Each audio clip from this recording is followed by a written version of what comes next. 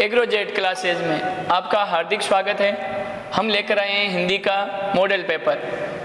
इससे पहले एग्रोजेट क्लासेज में एग्रीकल्चर का और आपके केमिस्ट्री का मॉडल पेपर आ चुका है। अब ध्यान से अपन देखेंगे कि सवाल किस प्रकार के हिंदी में आएंगे, किस प्रकार का पेपर आएगा और हमें किस प्रकार उसको सोल्व करना है, उसका तरीका हम आज आपको बताएंगे। ध्यान से देखें, आराम से। हम सबको पता है बेटा कि हिंदी का मॉडल पेपर 80 अंक का होता है, लेकिन हिंदी में 80 लाना बहुत नामुमकिन है। उसका हम तरीका आज आपको बताएंगे। हिंदी का मॉडल पेपर 12th क्लास, सबसे पहले हिंदी के अंदर निम्नलिखित बहुवैकल्पिक प्रश्नों का क्या होगा, यहाँ बताए गए प्रश्नों का हमें उत्तर देना है। बहुवैकल्पिक क्वेश्चन 12 आएंगे, जिनके अंक 12 हैं। हमें अटेंड करने का तरीका भी पता होना चाहिए। हमें अटेंड करने का तरीका किस प्रकार है उसकी हमें जानकारी होनी चाहिए। जैसे कि पहला पेपर में पहला क्वेश्चन है कविता के बहाने। कविता के बहाने में कविता का मूल उद्देश्य क्या है। आपको अगर पता नहीं है तो पहले गद्य से ना पूछकर पद्य से कंटिन्यू 3 सवाल पूछे जाते हैं।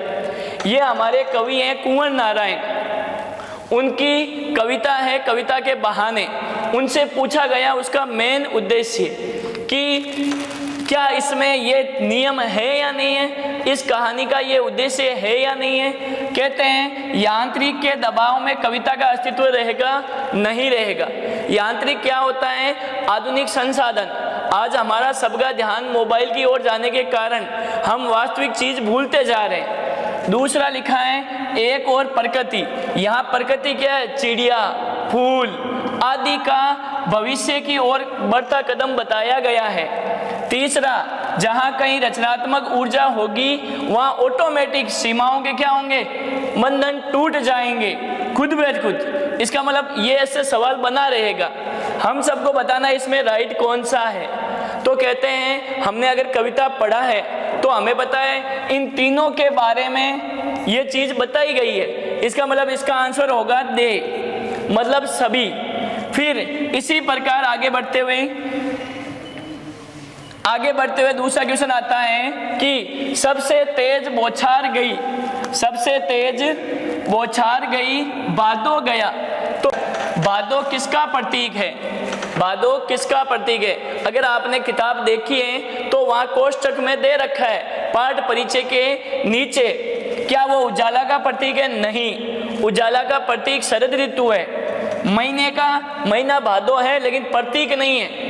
भादो हमारी चैत्र शुल्क में मायाता है, एक महीना है, लेकिन प्रतीक किसका है, अंधेरे का। किसका प्रतीक है, अंधेरे का। तो हमें पता होना चाहिए ये ऑप्शन इसमें नहीं होगा, ये राइट होगा। उसी प्रकार जैसे अपन आगे बढ़ते हैं, अगला क्वेश्चन लेते हैं। स्पष्ट दे रखा है कि बादल का कविता अनामिका के कौन से खंड से लिया गया है, कौन से खंड से लिया गया है। तो हमें खंड का पता होना चाहिए। इसमें खंड है, हाँ कौन सा खंड है, छठा खंड। किससे लिया गया है, छठे खंड से। अब जैसे अगला क्वेश्चन है भक्ति का किस आयु में गोना हुआ। गोना का अर्थ होता है मुकलावा। उसका जन्म तो 5 वर्ष में हुआ था, लेकिन उसका गोना कौन से वर्ष में हुआ, 9 वर्ष में हुआ। धर्मवीर भारतीय का कौन सा उपन्यास है जिस पर फिल्म बन चुकी है। अगर आपको पता होना चाहिए कन्नू प्रिया पर तो उसके पुरस्कार मिला था, लेकिन फिल्म बनी थी सूरज का 7वां घोड़ा पर।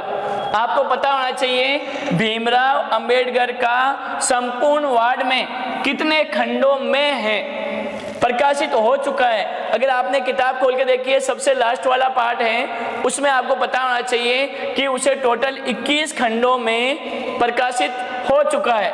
और उसके बाद हाँ फिर अगला क्वेश्चन है कि हाँ कहते हैं भारत अपभ्रंश से निर्मित कौन सी भाषा है। अगर आपने भाषा टॉपिक ढंग से पढ़ा है, भाषा की परिभाषा आ रखी है, भाषा के प्रकार आ रखे हैं, उनमें बोलियां आ रखी है, उन बोलियों में आपको पता होना चाहिए ब्रज अपभ्रंश के सिंधी भाषा से निर्मित है। किससे है? सिंधी से। अब अगला एक अंग्रेजी वर्ड आता है। अगर आप सबको पता है कि हमारे हिंदी में पारिभाषिक शब्दावली 2 अंक की है, एक तो आएगा रिक्त स्थान में और एक आएगा ऑप्शन बहुवैकल्पिक में। और आपको पता होना चाहिए कि आर्टिकल शब्द का सही अर्थ क्या है। आर्टिकल का सही अर्थ है अनुच्छेद। क्या है? अनुच्छेद। और उसके बाद आगे जो क्वेश्चन आ रहे हैं उनमें अपन देखें कि आगे लिखा है कि प्रिंट माध्यम का सबसे पहले भारत में शुरुआत कहाँ हुई थी।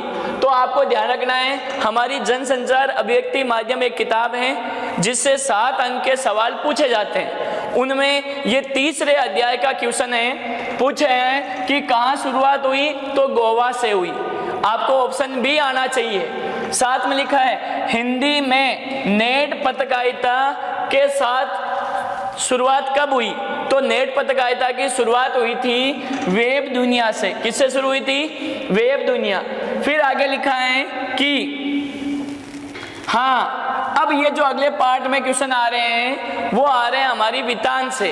आपको ये पता होना चाहिए गद्य पद्य आ चुका है, व्याकरण आ चुकी है, जनसंचार आ चुकी है। अब जो अंतिम सवाल है नंबर 11 और 12 दोनों वितान से पूछे गए पाठ। पहला पाठ से पूछा गया है कि यशोधर बाबू अपने बटुए में कितने रुपए रखते थे। अब कईयों को याद रहेगा कि सर 150 रुपए। अगर आप लाइन सही ढंग से देखते हो तो लिखा है कि उनकी जेब में हमेशा 100 से 150 रुपए रहते थे और उनका खर्च नगण्य था। 1% भी वो पैसा खर्च नहीं करते थे। उसके बाद अगला अंतिम सवाल, अतीत में दबे हुए पांव ओम थानवी का यात्रा वृत्तांत है, उससे पूछा गया। क्या है? जॉन मार्शल मोहनजोदड़ो पर कितने खंडों का एक विशद निबंध छपवाते। निबंध का होता है बेटा पूरा उन्होंने लिखा था। आपने अगर लाइन उठाई है तो लिखा है जॉन मार्शल कौन था? भारतीय पुरातात्विक सर्वेक्षण का अधिकारी था। उसने एक निबंध लिखा था। कितने भागों में? 3 खंडों में। कितनों में लिखा था? 3 खंडों में। इस प्रकार हमारा ए भाग शुरू हो रहा है। ए भाग में 12 क्वेश्चन थे, हमें इस प्रकार उनको सॉल्व करना था। अब आता है दूसरा भाग। दूसरा भाग जो आ रहा है वो अब सुने बेटा, आगे स्टार्ट हो रहा है कि रिक्त स्थानों की पूर्ति करो। हम सबको पता है बेटा कि 6 क्वेश्चन आएंगे, वो केवल व्याकरण से ही आएंगे। आप अन्य चीज ना सोचें। आपको व्याकरण का सिलेबस अगर पता है, भाषा थी, व्याकरण थी, लिपि थी, पारिभाषिक शब्दावली थी, शब्द शक्ति थी, अलंकार थी। इन 6 टॉपिकों से हमारे रिक्त स्थान पूछे जाएंगे। आपको परिभाषा भी आनी चाहिए और उदाहरण भी आने चाहिए। कहते हैं स्पष्ट तौर पे हैं कि विकसित होकर भाषा का रूप लेती है। कौन लेती है? विकसित होकर भाषा का रूप बोली लेती है। आप अगर आपको नहीं पता है, बोली ही बड़ी होकर क्या बनती है? भाषा। जैसे बोली राजस्थानी है और हमारी भाषा हिंदी, तो जो विस्तृत क्षेत्र में है वो है भाषा वरना बोली। तो पहला टॉपिक सवाल आया भाषा से। नंबर दूसरा, स्पष्ट तौर पे अपन देखते हैं दूसरा क्वेश्चन जो लिखा है कि मानदेय का सही अंग्रेजी वर्ड, जिसे अपन कहते हैं पारिभाषिक शब्दावली। अगर आपने व्याकरण की किताब उठा रखी है, किताब के पीछे भी दे रखे हैं पारिभाषिक इंग्लिश वर्ड। हमें यहाँ हिंदी में दे रखा होता है, हमें उसका इंग्लिश वर्ड लिखना है। इसको कहते हैं होनोरिज्म। इस पर लिखा है HONORARION। होनोरिज्म इसका अंग्रेजी वर्ड होगा। आपको पारिभाषिक शब्दावली याद होनी चाहिए हिंदी में, क्योंकि इनके 2 क्वेश्चन आएंगे 1-1 नंबर के। फिर अगला सवाल आता है, जहां पर विचार की अधिकता और अर्थ क्या हो? भिन्न भिन्न अर्थ निकलता हो, वहां पर कौन सी शब्द शक्ति? शब्द शक्ति के 2 क्वेश्चन आते हैं। कितने आते हैं? 2। तो आपको परिभाषा भी आनी चाहिए और उदाहरण भी आना चाहिए। अभिधा शब्द शक्ति, लक्षणा शब्द शक्ति, व्यंजना शब्द शक्ति। अब आपको पता होना चाहिए इन तीनों में मैं किसका नाम लिखूं यहाँ। जहां पर विचारों की अधिकता, तो इसका आंसर होता है व्यंजना शब्द शक्ति। क्या होता है? व्यंजना शब्द शक्ति का ये परिभाषा है। फिर अगला, चिरजीवी जोरी जुड़े क्यों ना सने गंभीर, को घटी वर्ष भानुजा हलदर को वीर। ऐसा एक उदाहरण भी आएगा। कहेंगे ये किस शब्द शक्ति का उदाहरण है, आपको परिभाषा भी याद हो और उदाहरण भी, तो आप कहोगे सर ये है व्यंजना शब्द शक्ति का ही उदाहरण, क्योंकि व्यंजना शब्द शक्ति कौन सी? शब्द व्यंजना का ये उदाहरण लिया गया है। फिर अगला सवाल लिखा है, स्पष्ट तौर पे आपको याद होना चाहिए कि रहीमन पानी राखिए बिन पानी सब सून, पानी गयो ना उबरे मोती मानस चून में कौन सा अलंकार है? आपको याद रहे कि इसमें सलेस अलंकार है। कौन सा है? सलेस। अब आप बच्चे सबको पता होना चाहिए हमारे यहाँ 8 अलंकार लिए गए, 9 टोटल। आपको नाम प्लस उनकी परिभाषा और उनके उदाहरण जो आपको पता होंगे तो ही आप इनको राइट करेंगे। फिर अगला अलंकार की परिभाषा पूछिए, पहले उदाहरण पूछ लिया फिर परिभाषा पूछिए, उधर पहले उदाहरण पूछा उससे पहले परिभाषा पूछी शब्द शक्ति की। लास्ट जो रिक्त स्थान आता है वो अलंकार का ही आएगा। ये पूरा बोर्ड के आधार पर पैटर्न पे बनाया गया पेपर है, जिसमें जहाँ एक ही शब्द की एक या एक से अधिक बार आवृत्ति होती है और वहाँ अर्थ अलग अलग होता है, वहाँ कौन सा अलंकार होता है आपको याद होना चाहिए कि सर यहाँ यमक अलंकार होगा। क्यों?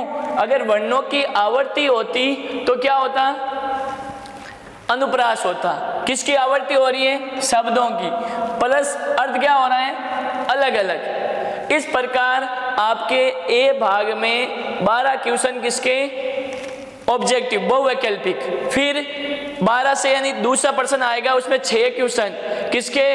रिक्त स्थान के, जो किससे जुड़े होंगे? केवल व्याकरण से जुड़े होंगे। ये अभी ए भाग चल रहा है। ए भाग में 30 नंबर जो सवाल आता है वो आता है ए पठित गद्यांश और ए पठित पद्यांश। तो अब आ रहा है हमारे ए पठित गद्यांश। ए पठित क्या होता है बेटा? सबको ध्यान रहे, जो पढ़ा लिखा ना हो, यानी कि स्पष्ट में कहा जाता है जो हमारे पढ़ा बिल्कुल नहीं हो, अलग से ही आएगा।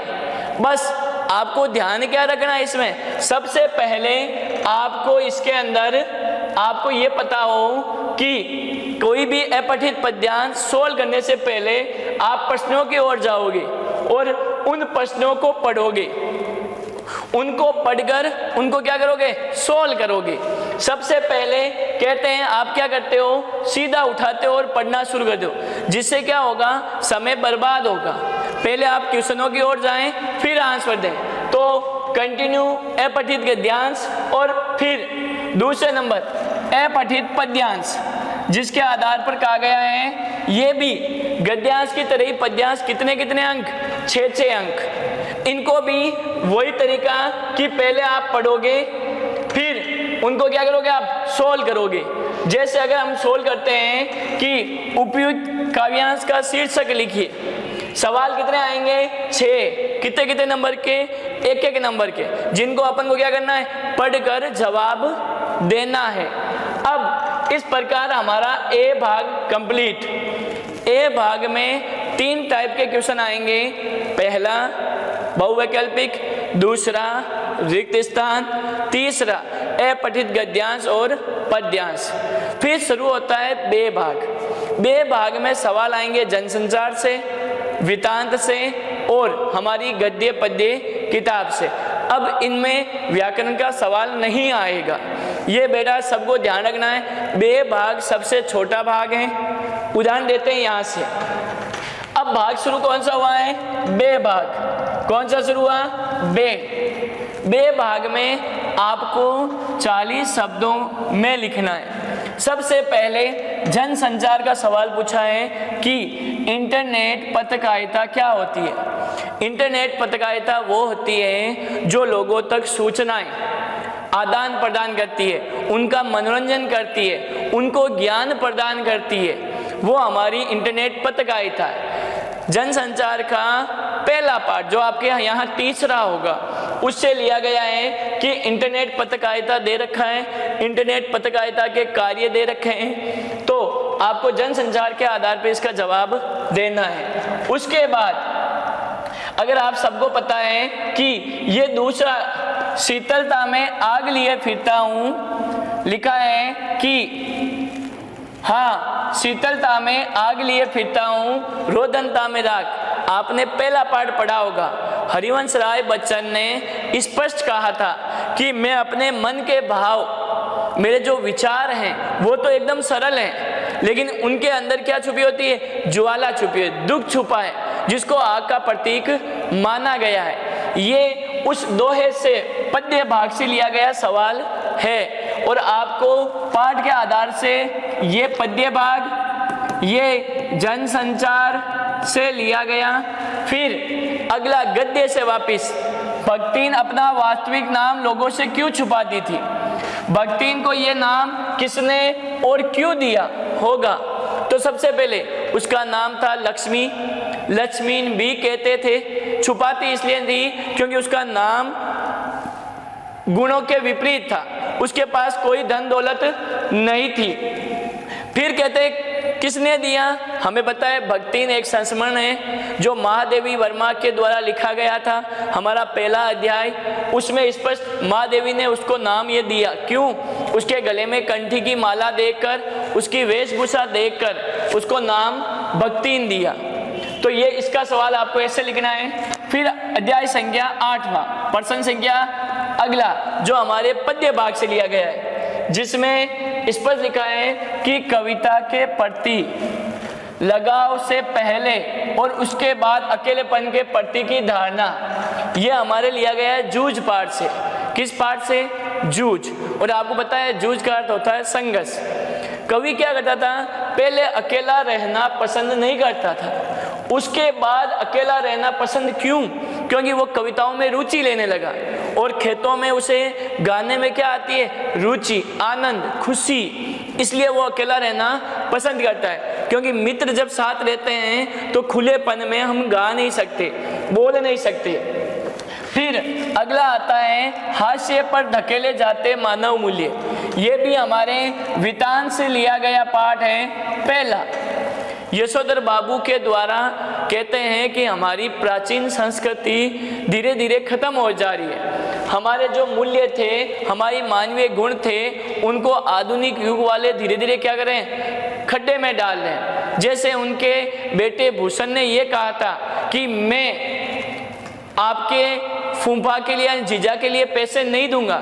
इससे हमें पता चला कि मानव मूल्य आधुनिक संस्कृति के साथ साथ धीरे धीरे क्या हो रहे हैं? खत्म होते जा रहे हैं। तो उस आधार पर ये सवाल पूछे गए। बे भाग आता है 2-2 नंबर का। ये अभी तक जो हमने सोल्व किया था, ये हमारा बे भाग था। बे भाग में प्रश्न संख्या 5, 6, 7, 8 और 9 कितने नंबर के? आपके 2-2 अंक हैं। बे भाग सबसे सिंपल आता है। आपको एक याद करना है गद्य से, एक याद करना है पद्य से, 2 याद करने हैं वितान से, और एक याद करना है जनसंचार से।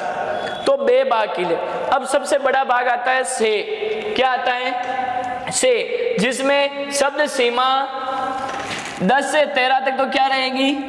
आपके 10 से 13 तक तो रहेगी 60 से 80 शब्दों की। फिर स्पष्ट तौर पे 60 से 80, 14 से 15 तक कितने? 100 शब्दों तक। आपको से भाग में ध्यान रखना है। पहला सवाल किस पाठ से आया है? कि हमारे पद्यांश से आया है सर। ये क्या आया है? बगुलों के पंख, कविता का मूल भाव। अगर आपने पढ़ा है कि हमारे बगुलों के पंख उमा शंकर जोशी का पाठ है सबसे लास्ट हुआ, और उसमें प्रकृति सुंदरता का इतना सुंदर वर्णन किया है कि कवि उसमें खो जाता है। वो प्रकृति से दूर होना नहीं चाहता। वो पाठ देने का उद्देश्य है कि हमें सुंदर दृश्यों को कभी भूलना नहीं चाहिए। ऐसे दृश्यों को हमेशा हमेशा याद रखने के लिए पाठ का नाम रखा है बगुलों के पंख। तो उस पाठ परिचय के आधार पर आपको जवाब देना है। इसी के अथवा में पद्य भाग आएगा। क्या है? रुबाइयों में किन किन त्योहारों का वर्णन किया गया है। रुबाइया क्या होता है बेटा? एक उर्दू छंद होता है। फिराक गोरखपुरी ने रुबाई छंद में त्योहारों का भी वर्णन किया, और हमें पता है वहाँ दीपावली और रक्षाबंधन सुनहरा त्योहार के साथ माता और बच्चे का प्रेम का भी वर्णन। तो आपको यहाँ दीपावली और रक्षाबंधन दोनों का पढ़ा हुआ पाठ के आधार पर पूरा से विस्तार क्या करना है बेटा? वर्णन करना है। क्या करना है? वर्णन। उसके बाद अगला सवाल आता है, ये भी 3 अंक का। ये किस पाठ से है? गद्य भाग से। वो दोनों किससे थे? पद्य भाग से। कहते हैं जाति प्रथा भारतीय समाज में बेरोजगारी और भूखमरी का एक कारण कैसे बनी? क्या ये स्थिति आज भी है? सही है। आज भी लोग जातिवाद को सपोर्ट करते हैं, जातिवाद के चक्कर में रोजगार प्राप्त नहीं करते कि मेरी ये जाति है, मैं ये काम नहीं करूँगा, मुझे ये काम करना शोभा नहीं जाए। उसके चक्कर में वो क्या हो गया? बेरोजगार और भूखे मरने की उनकी क्या आ गई? स्थिति। तो आप भीमराव अंबेडकर का पाठ पढ़ा होगा, सबसे लास्ट वाला, श्रम विभाजन और जातिवाद।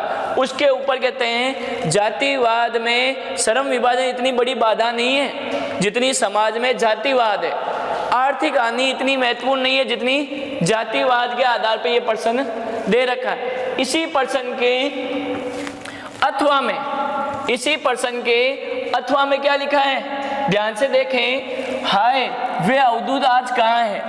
ये नाम आते ही हमारे दिमाग में स्पष्ट है कि ये हजारी प्रसाद द्विवेदी का पाठ है, शीरीष के फूल, जिससे लिया गया है। स्पष्ट कहा गया है, ऐसा कहकर लेखक ने आत्मबल पर देहबल का वर्चस्व स्थापित करते हुए संकट की ओर आज कहते हैं मनुष्य के अंदर आत्मबल होना चाहिए, चाहे शरीर कुछ हो या ना हो।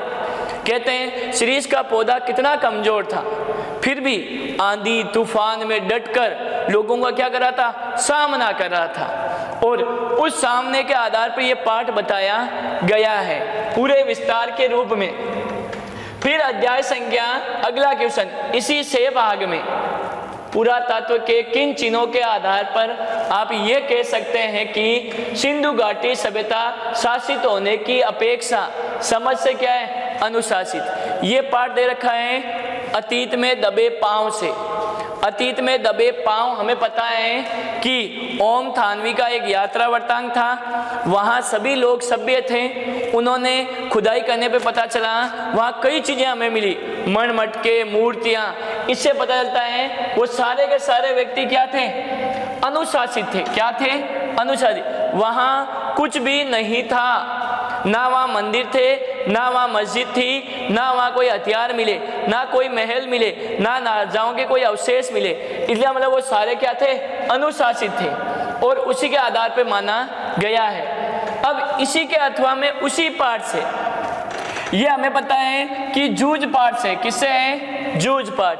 और जूझ पाठ में लिखा आपके ख्याल से पढ़ाई लिखाई के संबंध में लेखक और दत्ता राव का रवैया सही था या लेखक के पिता का?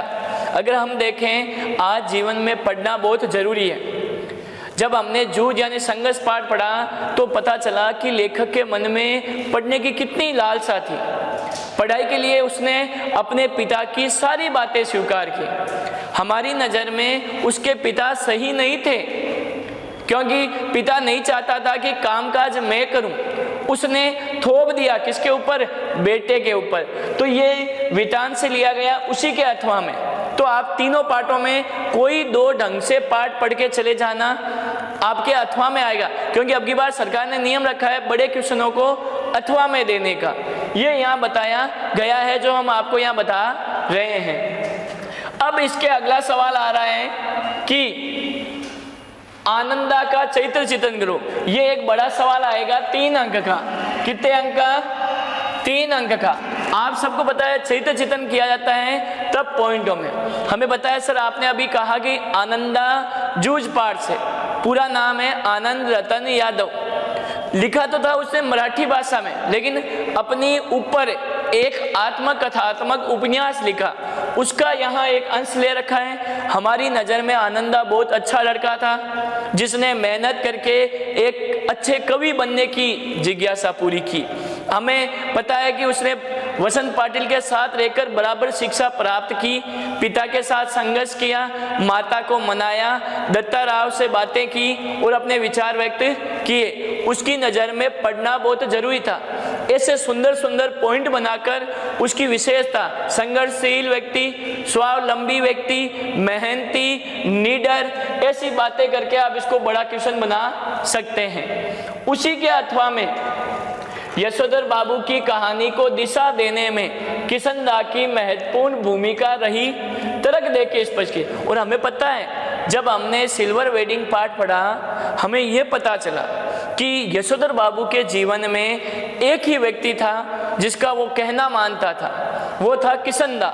पूरा नाम था कृष्णानंद। आज क्यों? क्योंकि वो जब दिल्ली आया था तब से वो किशनदा के साथ ही रहता था। किशनदा कंवारा था और उसके बनाए हुए प्राचीन नियमों को वो अपनाता था और वो हर चीज में किशनदा की हूबहू कार्य करता था। आज किशनदा की हर बात को वो मानता था। तो हमें पता है कि यशोधर बाबू के जीवन में सबसे ज्यादा किसका प्रभाव? किशनदा का। उसके आगे अब इंपॉर्टेंट सवाल आता है, ये जो आपको ये बताने के लिए मजबूर कर रहा है कि ध्यान से देखें, आपके जनसंचार में सबसे इंपॉर्टेंट सवाल है, ध्यान रखना। या तो आ सकता है फीचर किसे कहते हैं, या आ सकता है कि आलेख किसे कहते हैं। या तो सवाल आ सकता है कि फीचर किसे कहते हैं, या आएगा कि आलेख किसे कहते हैं। लेकिन हमारे यहाँ एक उल्टा सवाल आने लगा। पिछली बार आया था प्रशासन गांव की ओर, पर एक क्या लिखो? आलेख लिखो। इस बार भी ऐसा ही बनने का चांस। ये कौन सी किताब से है? जनसंचार अभिव्यक्ति माध्यम से लिया गया पाठ से है। फीचर कैसे लिखते हैं? फीचर 80 शब्दों में लिखी जाती है, लाइन वाइज, इस व्यक्ति के ऊपर। पहली बात, फीचर होती क्या है? फीचर एक मनोरंजन का ढंग है जिसमें आनंद और खुशी होती है। आप किसी को एक संदेश के रूप में लिखो। आपको अंतर पता होना चाहिए फीचर और आलेख। अगर आपको फीचर और आलेख का अंतर नहीं पता है तो आप दोनों को एक समान ही लिखोगे। फीचर के अंदर कल्पना होती है, आप जहां चाहो जैसे चाहो उठाकर लिख सकते हो, लेकिन आलेख एक विशेष रिपोर्ट की तरह होता है। इसका मतलब आपको उसके बारे में पूरा ज्ञान होना चाहिए। अगर पूरा ज्ञान नहीं होगा तो आप उसके ऊपर फीचर नहीं लिख सकते और ना आलेख। खेल लिख रहे हो तो खेल की शुरुआत कब हुई, कौन कौन अभी खेल में जी चुके हैं, किन किन को क्या क्या मिला। अगर क्रम से लिखते हो तब तो वो क्या है? आलेख। और कल्पनाओं से लिखते हो तो क्या है? फीचर। ये बात आपको पता होनी चाहिए। फिर इसी प्रकार अगला अंतिम हमें सबको पता है कि सवाल आता है कि एक कवि परिचय या लेखक परिचय, दोनों का अथवा में लिखना है। अगर मैं कहना चाहूँ, आप सभी बेटा गद्य भाग को ज़्यादा देखें, क्योंकि पद्य भाग में 9 पाठ हैं। आप सूर्यकांत त्रिपाठी पद्य भाग से, किससे भाग से हैं? पद्य भाग। अगर आप पद्य की जगह गद्य भाग को महत्व देते हैं तो कवि परिचय। पिछले वर्ष जैनेंद्र कुमार आ चुका है तो एक छोड़ दें, पीछे 5 बचे, उनको अच्छे ढंग से याद करो। लेकिन इनका एक लिखने का तरीका है। महादेवी वर्मा कहते हैं 1907 में जन्म, 1987 में मृत्यु। ज़्यादातर कवियों का जन्म और मृत्यु कहाँ हुई? यूपी उत्तर प्रदेश में हुई। कहते हैं इन्होंने सबसे ज़्यादा क्या लिखे? संस्मरण लिखे। क्या लिखे? संस्मरण। आज इनके कई आपने कहानियाँ भी पढ़ी होगी, कई संस्मरण भी पढ़े होंगे, गीलू पढ़ी होगी। यामा इनकी एक कृति थी जिसके ऊपर इनको ज्ञानपीठ पुरस्कार मिला, यामा कृति पर। लेकिन लिखने का तरीका क्या होता है बेटा? सबसे पहले लिखोगे जन्म, फिर लिखोगे रचनाएं, फिर लिखोगे पुरस्कार और अंत में लिखोगे मृत्यु। एक इसी क्रम में सारी लिख पाओगे तो ही आपको पूरे 4 में से 4 अंक आएंगे। अन्य बातें भी जोड़ सकते हो। कहते हैं इन्हें कई सम्मान मिले, पुरस्कार मिले, क्या क्या सामाजिक सेवाएं की, महिलाओं के लिए अलग से विद्यालय बनाए, महिला शिक्षा में प्रोत्साहन थी, हर एक पशु पक्षी प्रेम, मेरा परिवार, मेरा पद के साथी, ऐसी कई रचनाएं लिखकर इन्होंने नाम कमाया। उसी प्रकार सूर्यकांत त्रिपाठी निराला भी छायावादी कवि हैं। इन्होंने भी सरोज स्मृति लिखी, अनामिका लिखी, परिमल लिखा, गीतिका लिखी, कुकुरमुत्ते लिखे। सबसे इम्पोर्टेंट राम की शक्ति पूजा। कहते हैं ये महान महान कवि हैं और उनका कवि परिचय आपको जन्म, रचनाएं, पुरस्कार, मृत्यु आदि के आधार पर समझाना है। अब ये भाग खत्म हुआ। से में क्या थे? पहली सवाल इधर देखें, याद रहे कि से भाग में सर स्पष्ट तौर पे हम देख रहे हैं से भाग में यहाँ से शुरू हमने देखे 40 से 80, 15 और फिर उनमें सवाल कितने? अथवा में है सारे। दे भाग में जो सवाल हैं वो सारे के सारे क्या हैं? अथवा में। किसमें है? अथवा में। अब अपन जो देख रहे हैं सबसे बड़ा भाग अगला आता है दे भाग जो हमारा लास्ट है। दे भाग में हमें सबको पता होना चाहिए, एक तो गद्यांश की व्याख्या, पद्यांश की व्याख्या, पत्र और निबंध। सारे बड़े बड़े क्वेश्चन हैं, हम पाठों से ही पढ़ेंगे और हमारे अथवा में आएंगे। पहले देखते हैं अपन दे भाग में पहला क्वेश्चन, से प्रसंग पद्यांश की क्या करो? व्याख्या करो। क्या करो? व्याख्या। तो मतलब आपको पद्यांश के पहले भाग के अथवा में आएंगे। कहते हैं कैसे? इधर सुने, ये अथवा में क्या है बेटा? अथवा में पहली व्याख्या और दूसरी व्याख्या। आपको ये पता होना चाहिए कि आपको ये पता होना चाहिए कि किस पाठ से ली गई है, किस पाठ से ली गई है। पहली हमें पता है हरिवंश राय बच्चन पाठ से ली गई है। तो व्याख्या करते कैसे, थोड़ा वो सीखते हैं कि हमें ये पता होना चाहिए व्याख्या में। पहले ये पता होना चाहिए प्रसंग। क्या बताओ? प्रसंग से पहले लिखते हैं संदर्भ। क्या लिखते हैं? संदर्भ। फिर क्या लिखते हैं? व्याख्या। फिर क्या लिखते हैं? काव्य सौंदर्य। अगर आप इन चारों के आधार पर पूरी व्याख्या करते हो तो गारंटी है पूरे नंबर आएंगे।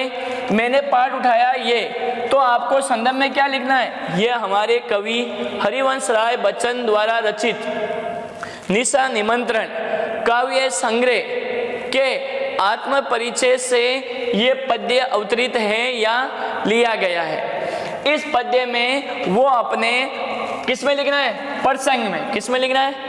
प्रसंग में। क्या बताएं? मैं निज उर के उद्गार लिए फिरता हूँ, मैं निज उर के उपहार लिए फिरता हूँ, हे ये अपूर्ण संसार ना मुझको भाता, मैं सोपन का संसार लिए बिता हूँ। यहाँ वो कहता है मैं हमेशा अपने मन भावों को यहाँ उजागर किया गया है। किस में लिखना है? प्रसंग में। हरिवंश राय बच्चन ने अपने मन के भावों को और संसार के विपरीत भावों को व्यक्त किया है। व्याख्या आपको हिंदी अर्थ आना चाहिए पूरा का पूरा। काव्य सौंदर्य में क्या लिखना है? उसकी भाषा क्या थी, उसमें रस कौन सा था, उसमें अलंकार कौन सा था।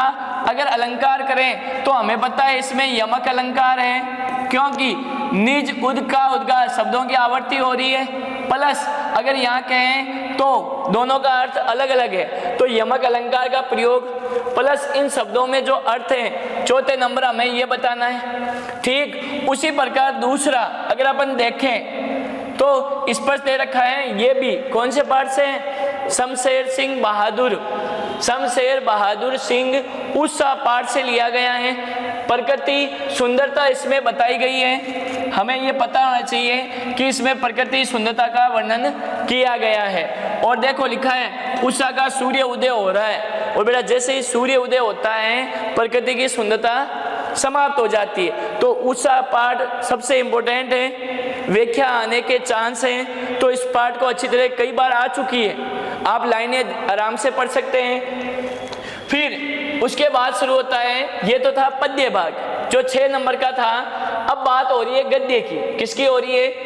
गद्य भाग की। गद्य में भी हमें याद होना चाहिए कि गद्यांश की 6% व्याख्या कीजिए, सेम टू सेम पद्य की तरह। बेटा ज़्यादा चांस है एक तो निबंध के, अगर आपको नहीं पता है निबंध जो भी पाठ है, एक तो श्रीश के फूल, दूसरा जैनेंद्र कुमार, और एक तो निबंध का आएगा और एक आएगा पहलवान की ढोलक या उनसे।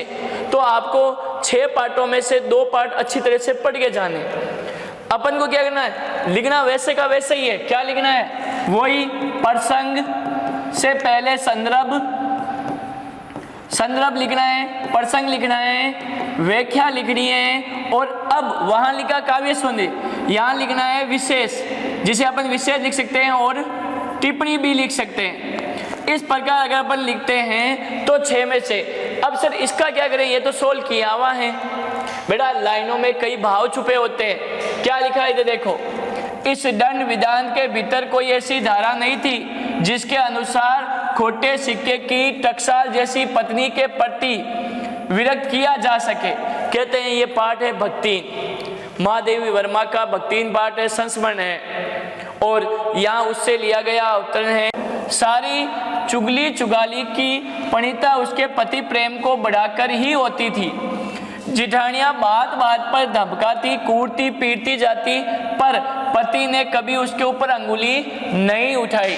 बड़े बाप की बड़ी बेटी होने की पहचान है यहाँ। अब कहते हैं खोटे सिक्के की टकसाल उसकी सास ने, उसकी जेठानियों ने पति को अलग करने की कोशिश की।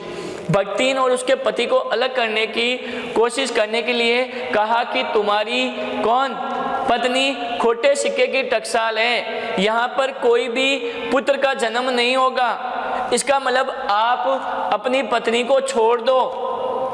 लेकिन पति का प्रेम पत्नी के प्रति ज्यादा होने के कारण कहते हैं हर बार मार खाई किसने, जेठानियों ने, पीटी जाती, मार खाती, लेकिन पति को पता था कि उसकी पत्नी सही है, उसने अपनी पत्नी पर कभी अंगुली तक नहीं उठाई। ऐसी भावनाएं सरल भाषा में व्याख्या में लिखनी है आप सबको। विशेष में क्या लिखना है, सबसे पहले भाषा एकदम सरल है इसमें। दूसरा, इसमें भक्तिन और उसके पति की दिनचर्या को बताया गया है।